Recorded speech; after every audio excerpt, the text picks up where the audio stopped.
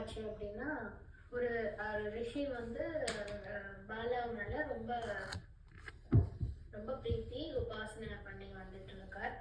அவர்கிட்ட எப்பவும் நித்தியமும் பாலா வந்து விளையாடிட்டு இருப்பா.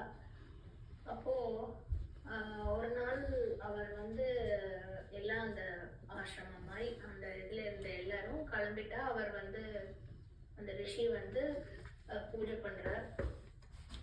அப்போ பூஜை பண்ணிட்டே இருக்கார்.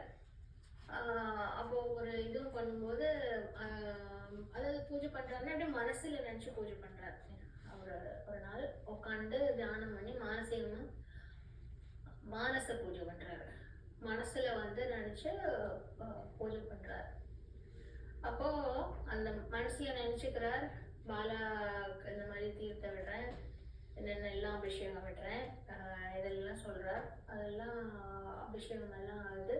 ஒவ்வொரு திரவியம் அந்த மாதிரி எல்லாம் ஒவ்வொன்றும் அபிஷேகம் ஆனதுக்கு அப்புறம் அம்பாளுக்கு இந்த கலர் பாவாடை போடுறேன், இந்த கலர் சட்டை போடுறேன், அவ எல்லாம் சொல்றாரு. அந்த மாதிரி உனக்கு இந்த அளவு வஸ்திரம், இந்த கலர்ல வந்து உனக்கு வஸ்திரம் சமர்ப்பிக்கிறேன், நீ இந்த கலர் வஸ்திரம் போட்டுருக்க, நான் உனக்கு முத்து மாலை போடுறேன், ஃபர்ஸ்ட் ஒரு சரம் போடுறேன், அப்புறம் 5 சரம் போடுறேன், சரி 2 சரம் போடுறேன், அப்புறம் 5 சரம் போடுறேன், அப்புறம் ஜிமிக்கி போடுறேன், காலுக்கு உனக்கு மருதாணி இடுறேன், கண்ணுக்கு மை போடுறேன், நெத்திக்கு போட்டு வைக்கிறேன், பூ வைக்கிறேன், உனக்கு ஜடை பின்றேன்னு ஒவ்வொன்றும் அவர் வந்து சொல்லி சொல்லி தியானமா அப்படியே மனசுல மானசீகமா வந்து உபாசனை பண்றாரு. அப்படி பண்ணும்போது இதெல்லாம் முடிஞ்சு நைவேத்தியத்துக்கு பாயசாதம் வந்து ஊட்டுறார். அப்போ பாயசாதம் ஊட்டும் போது பாலா வந்து ஓடி பிடிச்சு விளையாடுறா. ஓடிண்டே இருக்கா, சிக்க மாட்டேன்றா சாப்பிட்றதுக்கு. அப்போ அவர் நீ வாங்கிக்கோயம்மா, சாப்பிடேம்மா அப்படின்னு சொல்லிட்டு அவர் வந்து ஊட்டுறார் பால் சாதத்தை. அப்போ அந்த இவ 2 பேரும் நடக்கிற தடமெல்லாம் வந்து கால் பதிஞ்சிருக்கு. நடந்தது ஓடினது பதிஞ்சு அப்படின்னு. அதாவது நார்மலா அவர் உட்கார்ந்து பண்ணிட்டு இருக்காரு அவர். ஆனா அவர் சுத்தி அந்த தடயங்கள் மறுநாள் இருந்திருக்கு. இதெல்லாம் பண்ணி முடிச்சுட்டு அவர் வந்து அப்படியே மருதாணி உட்காந்து காலுக்கு வந்து மருதாணி இடும்போது ரொம்ப சமத்தா பாலா உட்காந்துட்டு இருக்கலாம். அப்புறம் அதெல்லாம் மருதாணி இட்டு காலை பிடிச்சு அவர் அப்படியே பாலா பாலான்னு உழுதுறாரு. அவர் பண்ற பக்திக்கு அம்பாள் அமைதியா உட்காந்துருக்காங்க. அப்புறம் கொஞ்ச நேரத்துல அவர் அப்படியே அசந்து தூங்கிடுறார். தூங்கினதுக்கு அப்புறம் அப்படியே அம்பாள் காலை பிடிச்சிட்டே அவர் தூங்கிடுறாராம். மறுநாள் விடியறது அவருக்கு அந்த மாதிரி ஒரு ஃபீலிங். அப்போ அந்த ஆசிரமத்துல அவர் கூட இருந்த சிப்பந்திகள் அந்த லேடி ஒருத்தவங்க வராங்க.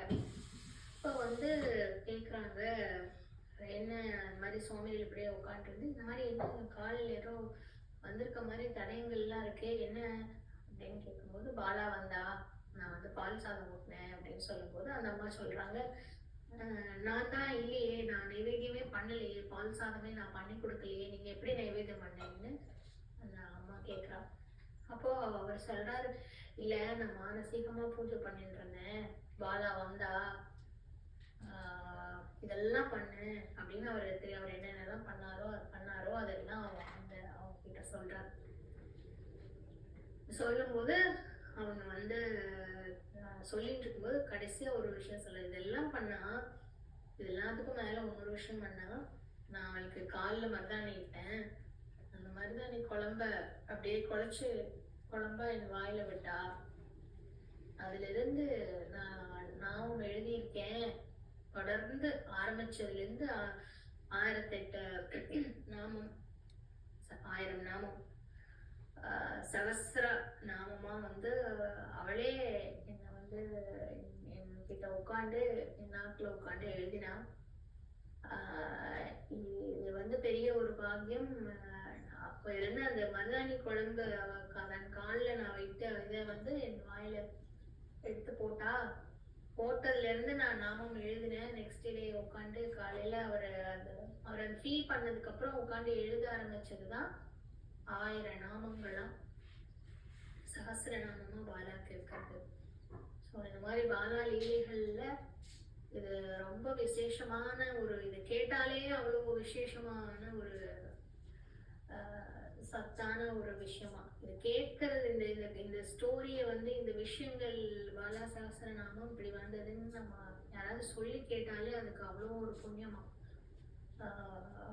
இதை எல்லாரும் தெரிஞ்சுக்கணும் அப்படின்னு சொல்லி கேள்விப்பட்டேன். ஸோ அதுதான் திருப்பி இப்போ எனக்கு இன்னொரு தடவை சொல்லிட்டு ஒரு பாக்கியம். அண்ணா ஜெய் ஸ்ரீராம்.